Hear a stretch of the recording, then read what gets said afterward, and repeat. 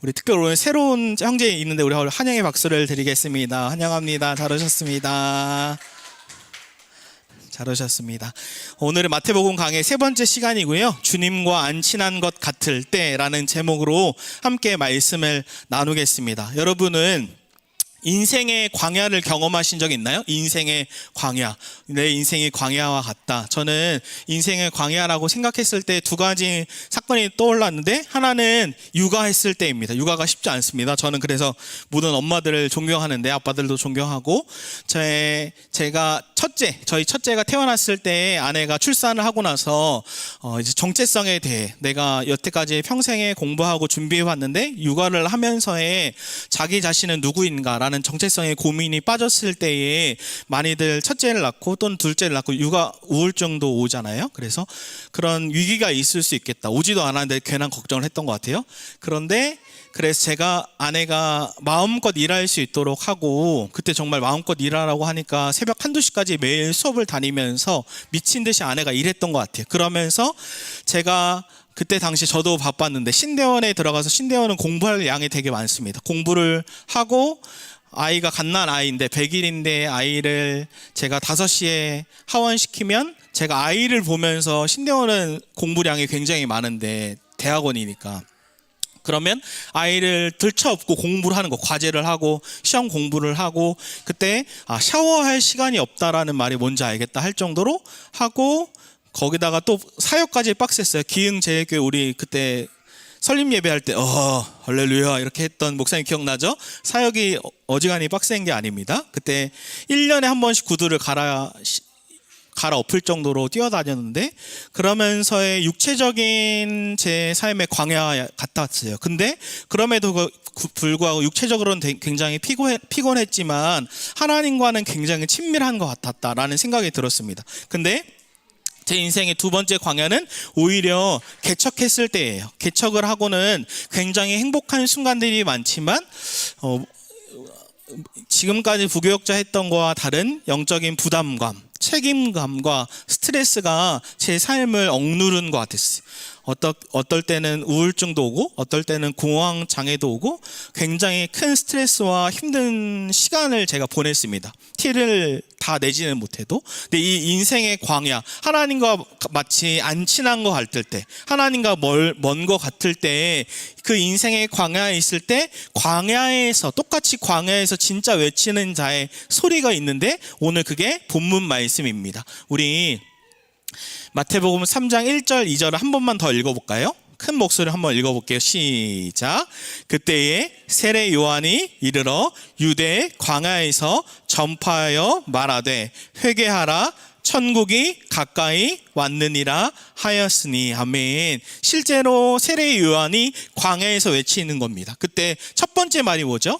회개하라입니다. 제가 이 말씀을 묵상하면서 조금 불편했어요. 아니, 인생의 광야 가운데 있는데 육아 때문에 지치고 돈에 대한 스트레스와 어떤 책임감에 힘든 삶에 있는데 첫 번째 메시지가 광야에서 회개하라 라는 메시지라니 제 삶이 약간 불편했어요. 이거는 또 삶을 정죄하는 것 아닐까? 내 삶에 지금도 무거운 짐이 있는데 거기서 더 회개해야 돼 라고 하면서 제 삶을 불편하게 만드는 것 같았어요. 근데 이 세례 요한의 회개하라 라고 광야에서 외치는 소리는 단순히 도덕적으로 회개하십시오 라는 얘기가 아니라, 세례 요한이 외치는 이 회개는 근원적인 뿌리적인 회개인데, 그것은 무엇이냐면 너의 왕좌를 바꾸어라 라는 겁니다. 왕좌가 내 자신이었다면 나에서 예수 그리스도로 완전히 삶을 통째로 바꾸어라 라고 얘기하는 겁니다. 저는 이 말씀을 준비하면서 한 목사님이 생각이 났어요. 왕좌가 바뀌는데도 내 삶이 바뀌는 것 같지 않아 라고 제가 고민했을 때 한 목사님이 생각났는데, 박보영 목사님이에요. 이 목사님이 굉장한 목사님이신데, 이 목사님이 하루는 길을 지나가다가 자기가 어렸을 때 신앙생활 제자로 삼았던 친구가 교회를 떠나게 되고 깡패가 되어 있는 거예요. 두목이 되어 있었어요. 그러니까 두목보다는 조직생활 어쨌든 한 거예요. 그 친구를 보고 너무 깜짝 놀란 거예요. 인상도 바뀌고 삶이 완전히 바뀌었어. 완전히 깡패가 된 거죠. 그때 이 친구를 포기하지 않고 계속 연결해서 결국에는 이 깡패였던 친구가 다시 주님께 돌아오는 일이 말도 안 되게 일어난 거예요. 그런데 이미 조직 생활을 하면서 했던 범죄가 있기 때문에 주님께 회심했음에도 불구하고 그 전에 지었던 죄로 말미암아 감옥에 가야 했어요. 감옥에 갔어요. 그래서 박보현 목사님이 이제 면회를 갔어요. 근데 면회를 갔는데 때마침 그때 같은 조직회 깡패로 있었던 사람들이 우르르 다 몰려든 거예요. 그러면서 면회를 하고 나오는데 이 깡패들이 이 목사님을 알아보고 물어본 거예요. 목사님, 저 친구가 진짜로 예수님 만났습니까? 정말로 예수님 만난 게 맞습니까? 라고 얘기하니까 박보현 목사님 심플하게 네, 맞습니다. 예수님을 만났습니다. 라고 굉장히 중저음의 목소리인데 그렇게 얘기했어요. 그랬더니 이 깡패들이 하는 반응이 저는 굉장한데 막 머리를 쥐어뜯으면서 안 되는데? 진짜 만났어요? 안 되는데? 하면서 얘기한 그 말은 반응은 무엇이냐면 깡패들도 예수를 만나면 주인이 바뀌어서 삶이 완전히 뒤집어진다는 것을 믿는 거예요. 근데 제가 그 이야기를 들으면서 어떤 생각이 들었냐면 아이러니다. 수많은 한국교회의 사람들은 예수를 믿어도 주인이 바뀌어도 진짜 바뀐다고 우리가 믿지 않는데 깡패들은 믿는구나. 깡패도 예수 그리스도를 믿으면 주인이 바뀌어서 다시는 그전 생활로 돌아갈 수 없음을 그들도 알고 그들도 믿는데 정작 나는 예수를 진짜 만나서 주인이 바뀌는데 진짜 변한다라는 것을 과연 믿고 있는가? 그 깡패만한 믿음도 없는 것 아닌가라는 생각이 들었어요. 그리고 이런 질문할 수 있어요. 목사님, 알겠습니다. 회개하라라는 건 알겠습니다. 근데 이 회개가 도덕적인 회개가 아니라 왕좌를 완전히 바꾼다라는 근거가 어디 있나요? 회개가 진짜 주인이 바뀐다, 왕이 바뀐다라는 근거는 어디 있나요? 그냥 장사나 목사가 설교하는 것 아닌가요? 아니요, 그 근거가 오늘 있습니다. 오늘 말씀을 파고들 건데 3장 2절 말씀 한 번만 더 읽어볼까요? 3장 2절 시작.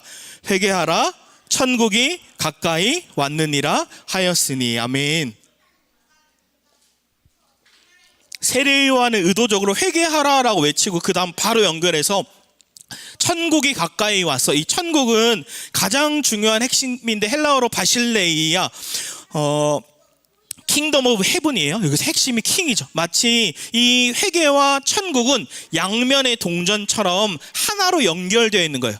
회개 없이 천국도 없고 천국 없이 회개도 없는 거예요. 즉 회개가 왕좌를 바꾼다는 근거는 무엇이냐면 킹덤 오브 갓, 왕의 주권이, 하나님의 나라는 정확하게 번역하면 하나님의 왕국, 하나님의 주권인데 회개란 무엇이냐면 주인이 완전히 바뀌는 거죠. 그래서 이거는 한쪽 면이 동전이 없으면 그 동전은 가짜이듯이 반드시 이 두 개는 동전, 양면의 동전 같이 연결되어 있는 거죠. 그래서 마틴 로이드 존스 목사님이 중요한 얘기를 하셨는데 회개에 대해서 이렇게 얘기했어요. 성경은 회개 없이 구원도 없다고 말씀합니다. 문제의 가장 근원적인 원인은 바로 죄입니다. 그리고 해결의 가장 중요한 열쇠는 회개입니다. 회개의 첫 번째 단계는 자신의 본성이 부패되었음을 깨닫고 그것을 고백하는 것입니다. 둘째는 자신이 태어났을 때부터 본성이 악함으로 자신에게는 아무런 소망이 없음을 깨닫고 하나님께로 다시 돌아오는 것입니다. 무엇이라고 얘기하나요? 회개 없이 구원도 없다. 이것은 양면의 동전과 같다라고 이야기하는 거죠. 그래서 만약에 방주의 구원을 상상해 보면 방주를 만들 때, 노아가 방주를 만들 때 사람들은 비웃죠. 하늘에서 물이 떨어진다고? 단 한 번도 비가 내린 적이 없어요. 하늘에서 물이 떨어진다고? 라고 하면 비웃고, 방주를 막 짓고 있으면 조롱하고 있는데 정말 방주가 다 지어지고 비가 하나씩 떨어지기 시작할 때 사람들이 이게 뭐지라고 충격하면서 결국 물이 점점점 차올 때 방주로 달려가지만 방주는 이미 문이 닫혔고 아무리 소리를 질러도 방주 안으로 들어갈 수 없는 거예요. 한번 조나단 에드워즈가 이 방주 구원 사건을 얘기하면서 상상할 수 있도록 얘기했는데 조금 괴롭지만 한번 여러분이 상상력을 자극해서 나와 나의 배우자와 나의 자녀들과 나의 부모님과 나의 형제 자매가 이 노아의 방주에 못 탔다라고 상상을 해보면서 한번 들어보십시오. 제가 읽어드릴게요. 조나단 에드워즈가 이렇게 얘기했어요. 하나님의 진노는 지금 저수지에 담겨 있는 많은 물과 같습니다. 수위는 점점점 높아지고 있으며 마침내 수문이 열려 진노의 물이 쏟아져 내릴 것입니다. 물의 양이 많아지면 많아질수록 수문이 열렸을 때 물은 급하고 강하게 쏟아져 내릴 것입니다. 여러분의 악행에 대한 심판이 아직 집행되지 않은 것은 사실입니다. 하나님의 보응의 큰 물이 아직 가두어져 있습니다. 그러나 이러는 동안 여러분의 죄책은 계속 증가하고 있으며 여러분은 매일 진노를 더욱더 쌓고 있습니다. 수위는 계속 높아져 가고 있으며 물살은 더욱 강력해질 것입니다. 물을 막고 있는 것은 오직 주권적인 하나님의 뜻입니다. 만일 하나님이 수문을 막고 계시던 손을 빼기만 하시면 즉시 수문이 열려 하나님의 진노의 무거운 큰 물이 상상할 수 없는 속도로 쏟아져 나와 감당할 수 없는 전능한 힘으로 여러분의 가족을 덮칠 것입니다. 만일 여러분의 힘이 지금보다 1000배나 더 강하다 해도, 아니 지옥에 있는 가장 힘세고 튼튼한 마귀보다 1000배나 더 강하다 해도 이 하나님의 진노의 큰 물을 막거나 견뎌내지 못할 것입니다 라고 얘기해요. 그래서 제가 갑자기 생각나는데 김동호 목사님이 어렸을 때 한 주일학교를 가르치면서 친구한테 어떻게 해야 천국에 갈 수 있니? 라고 물어보니까 예수님을 믿으면 천국에 가죠. 근데 이렇게 다시 물어봤어요. 어떻게 해야 하면 그러면 지옥에 가니? 근데 그 아이의 말이 대박이에요. 가만히 있으면 지옥에 가죠. 이거는 어떤 신학보다 깊이 있는 말이구나. 가만히 있으면 지옥에 가죠. 그래서 묻고 싶은 질문이 이겁니다. 우리는 가슴에 손을 얹고 내 자신에게 나는 진짜로 회개를 했는가? 다시 물어보면 여러분, 이건 전 인생의 통틀어 가장 중요한 질문이라고 저는 확신합니다. 제 설교를 들으십시오. 그리고 자기한테 물으십시오. 나는 진짜로 회개했는가? 다시 말하면 나는 진짜로 주인이 바뀌었는가? 왜냐하면 누가복음 19장 14절에 이렇게 말씀해요. 한번 읽어볼까요? 시작.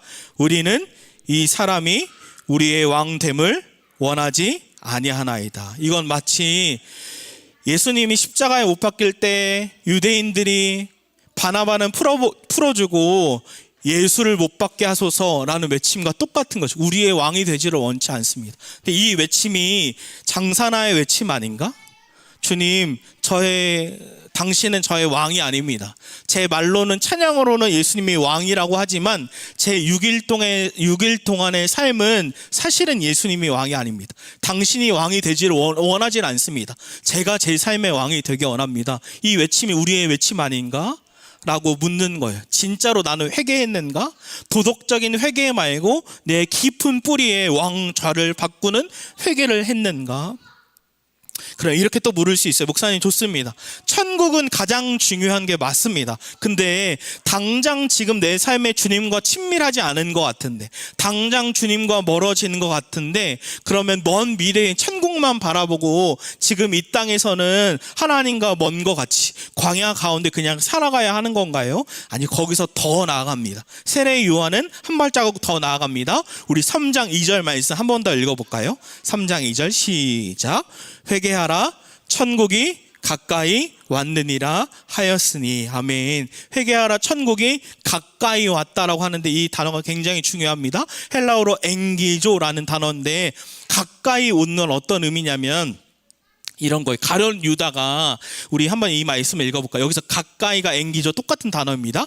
가룟 유다가 예수님을 잡으러 오는 장면입니다. 우리 마태복음 26장 46절 47절 읽어봅니다. 시작. 일어나라, 함께 가자. 보라, 나를 파는 자가 가까이 왔느니라. 말씀하실 때에 12 중에 하나인 유다가 왔는데 대제사장들과 백성의 장로들에게 파송된 큰 무리가 칼과 몽치를 가지고 그와 함께 하였더라. 아멘. 마치 이런 거예요. 한번 상상해 보세요. 제가 예수님 역할을 하면 가룟 유다가 이 문으로 들어온 거예요. 이 문으로 들어온 건 무엇이에요? 이미 가까이 온 거예요. 가룟 유다가. 근데 아직 내 앞에 오지는 않았어. 이때 쓴 게 엥기조, 가까이입니다. 이건 무엇이냐면 많이 들어봤을 거예요. 하나님의 나라가 가까이 왔다는 건 이미 온 거예요. already고 not yet, 아직 오지 않았어. 아직 오지 않았다는 건 무엇이에요? 하나님의 나라가 내가 죽어야 가는 천국과 예수님이 재림하면 완성될 하나님의 나라가 아직 완성되지는 않았어요. 그러나 하나님의 나라가 이미 왔다라는 것은 무엇이냐면, 이미 가룟 유다가 가까이 여기 온 것처럼 하나님의 나라는 이미 가까이 온 것인데, 여기서 중요한 건 하나님의 나라가 이미 내 안에 임한 거예요. 왜냐하면 왕이신 예수님이 계신 곳이 하나님의 나라이기 때문에. 한번 기억해 보세요. 예수님이 바리새인과 제자들이 있을 때 바리새인들이 하나님의 나라가 도대체 언제 임합니까? 라고 물어보죠. 그때 예수님이 뭐라고 얘기해요? 하나님의 나라는 여기 있다, 저기 있다 하는 것도 아니요, 하나님의 나라는 너희 모임 중에 있느니라. among you예요. 너희 중에 이미 임했어. 그건 뭐예요? 예수님이 여기에 계시니까 이미 하나님의 나라가 완성됐어. 진짜 왕이신 예수님이 여기에 계시니까 여기가 이미 천국이야 라고 얘기한 거예요. 근데 그 예수님이 이제 어디 계세요? 내 안에 계세요. 내 마음에 계시니까 내가 직장에 가도 그곳이 하나님의 나라고, 내가 차를 타도 그곳이 하나님의 나라고, 내가 가정에 있어도 그곳이 하나님의 나라고, 예수님이 이미 함께 계시니까 그곳이 하나님의 나라죠. 그래서 오늘 메시지로 정리하면 이럽니다. Kings in, 왕이 우리 안에 계신다. 한번 따라해 볼까요? Kings in, 왕이 우리 안에 계신다. 왕이 우리 안에 계신다. 한 번만 더 따라해 볼까요? Kings in, 왕이 우리 안에 계신다. 왕이 우리 안에 계신다. 이게 안타까운 거, 우리가 이 왕이 우리 안에 계신다는 게 이제 감격하지도 않아요. 너무 많이 들었어, 다 알고 있어. 근데 제가 성덕이라고 아시나요? 성공한 덕후. 제가 참 존경하는 롤모델 목사님인데, 유기성 목사님이 제가 애송의 일기를 쓰면 목사님이 제 거에 댓글을 달아준 거예요. 주 안에서 늘 새 힘을 얻기를 기도합니다. 사랑합니다. 제 롤모델이, 전 성공한 덕후죠. 롤모델이 제 예수동의 일기에 들어와서 저에게, 장사나 목사에게 댓글을 해줄 때 감격하고, 목사님과 대면하고 교제할 때 감격하는데, 그 목사님이 내가 존경하는 목사님과 만나기만 해도 내가 감격스러운데, 왕이 내 안에 온다는 건 무엇이냐면, 죄인인 내 마음에 하나님이 왕이신 하나님이 내 안에 들어온 거예요. 그것은 당연해가 아니라 성덕을 뛰어넘어서 진짜 왕이신 하나님이 더러운 죄인의 마음에 거하시는데, 여기서 중요한 것은 거하다라고 할 때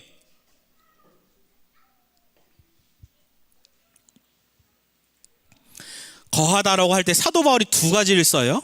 거하다라고 할 때, 하나는 손님처럼 잠깐 머물러 간다. 마치 교회에 주일날 잠깐 머물고 가는 것처럼 거하다가 손님처럼 잠깐 머물다 간다. 근데 두 번째 단어는 무엇이냐면, 거하다라는 뜻이 주인으로 영원히 거하며 다스린다. 사도 바울은 어떤 단어를 썼겠어요?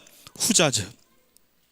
그러니까 왕이 내 안에, 킹스인, 왕이 내 안에 거한다는 것은 왕이신 하나님이 손님처럼 왔다가 내가 죄 지으면 빠져나가고 그 정도가 아니라, 왕이신 하나님이 내 안에 들어오셔서 장사나를 다스리시고 통치하시고 영원히 거하신다. 이게 하나님의 나라가 내 안에 이미 임한 겁니다. 근데 여기서 중요한, 한 가지 더 중요한 거예요.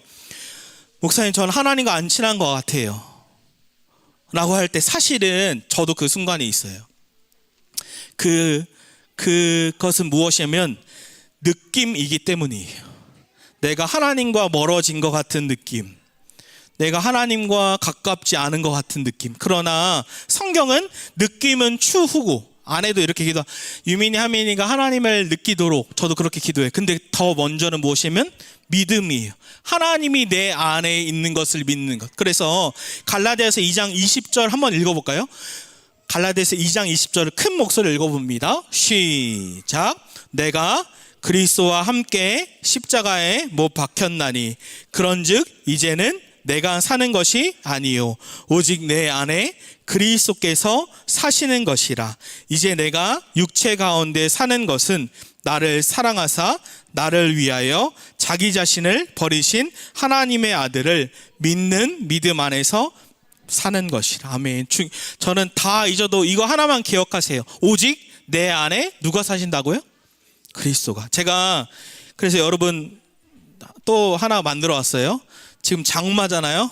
비를 나타내면서 딱 한 줄만 제가 갈라디아서 2장 20절 다 썼다가 바꿔서 오직 내 안에 그리스도께서 사시는 것이라.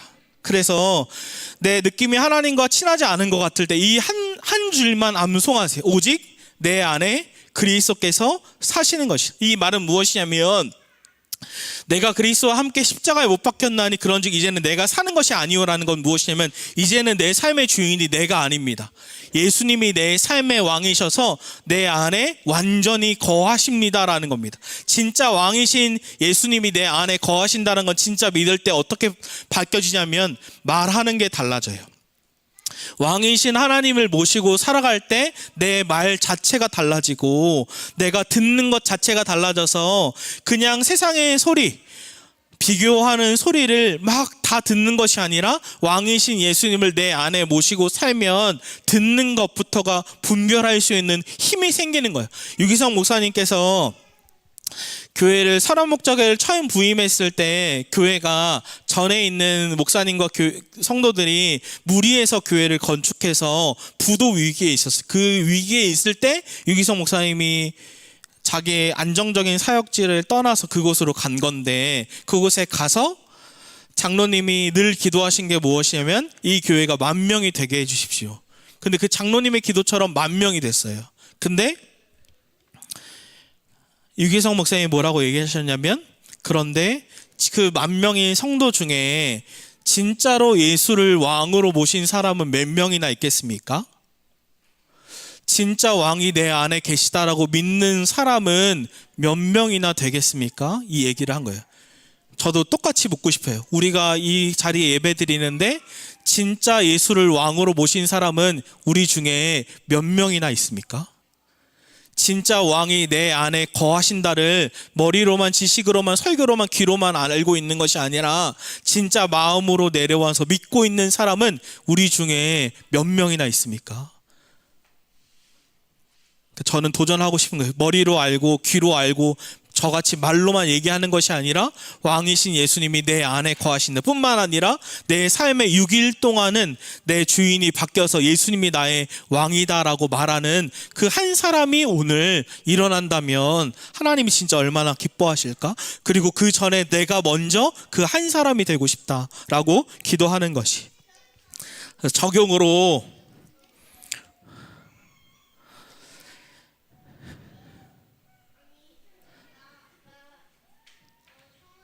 첫 번째는 이 갈라디아서 2장 20절을 암송하는 겁니다. 내가 그리스도와 함께 십자가에 못 박혔나니 그런즉 이제는 내가 사는 것이 아니요 오직 내 안에 그리스도께서 사시는 것이라. 이제 내가 육체 가운데 사는 것은 나를 사랑하사 나를 위하여 자기 자신을 버리신 하나님을 아는 믿음 안에서 사는 것이라. 이 말씀을 오직 내 안에 그리스도께서 사시는 것이라 라고 암송하고 느낌이 아니라 믿음으로 살아가는 거예요. 두 번째는 가정에게 내 배우자가 좌절했을 때의 격려의 얘기를 해주는 거예요. 또 자녀들에게 유미나 하미나 너의 마음에 예수님이 있어. 제가 최근에 또 아이들에게 약간 화를 내는 거예요. 근데 제가 찾아보니까 우울증의 증상이 있을 때 자녀에게 버럭 화를 낸다. 이게 증상 중에 미국 연구에 있더라고요. 그래서 내 모습이 제가 그래서 토요일 날 아침에 얘기했어요. 유미나 하미나 아빠가 막 제가 심각한 상태가 아니에요. 근데 그런데도 증상에 제가 이제 민감하게 캐치를 다시 하는 거예요. 그래서 유미나 하미나 아빠가 조금 아픈 것 같아. 근데 너네한테 그럴 때 버럭하고 화를 내는 것 같아. 그래서 아빠가 조심할게. 너네도 그걸 인지해줘. 그리고 아빠가 미안해. 그러면서 너네 마음에 그래야 제가 말로는 너네 안에 예수님이 있어 라고 얘기하고 저녁에는 버럭 화내면 얼마나 모순적인 아빠예요. 그래서 제가 자녀들에게 용서를 구하고 그러나 그 용서를 구하고 내가 먼저 그 믿음의 삶을 살아야 아이들도 진짜 아빠 안에 예수님이 있구나. 아빠가 지금 아픈 가운데 있구나. 그리고 마지막으로는 직장에 갈 때 제가 이거 참 좋아하는 건데 왕께 기도하는 거예요. 제가 찬양을 틀어놓고 혼자 운전하면서 갈 때, 버스에서 지하철을 타고 갈 때 왕께 물으며 하나님께 기도할 때, 아 진짜 왕이 내 안에 거하시는구나, 그리고 깊이 기도할 수 있구나. 그래서 개인적으로 암송해서 느낌이, 왜 암송해야 되나요? 느낌이 아니라 믿음이려고. 그리고 배우자를 향해서 격려의 말이 굉장히 큰 힘이 됩니다. 배우자를 정죄하고 책망하지 마시고 먼저 배우자를 많이 격려해 주십시오. 그리고 자녀를 향해 믿음의 말을 할 수 있도록, 또 직장에 갈 때 그렇게 기도할 수 있도록. 우리 마지막으로 외쳐볼까요? 큰 소리로 Kings in, Kings in. 왕이 우리 안에 계신다. 왕이 우리 안에 계신다. 아멘. 우리 함께 찬양하고 기도하겠습니다.